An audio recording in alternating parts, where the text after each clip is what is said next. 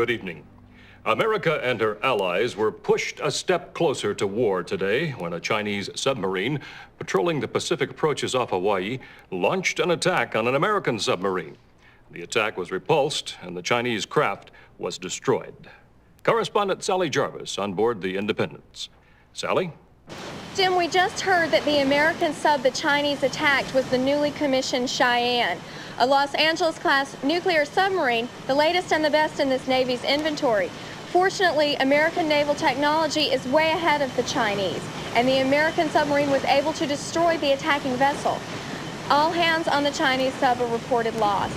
Analysts on board the Independence say the attack signals a more aggressive deployment of Chinese naval forces in the area, and they say further attacks can be expected. Jim? Thank you, Sally.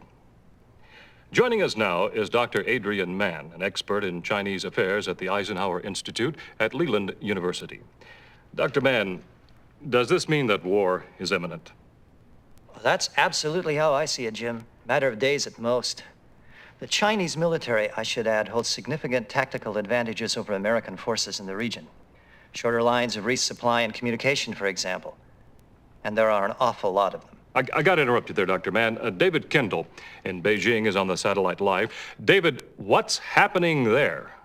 Jim, this morning I was meeting with a high-level contact close to the government when Chinese security police arrested him as we were speaking. This is just the latest in what seems to be a deteriorating political and security situation here. My contacts have gone undercover and there is a heightened military presence on the streets, which are now mostly deserted. Jim. Dr. Mann, what do you make of that?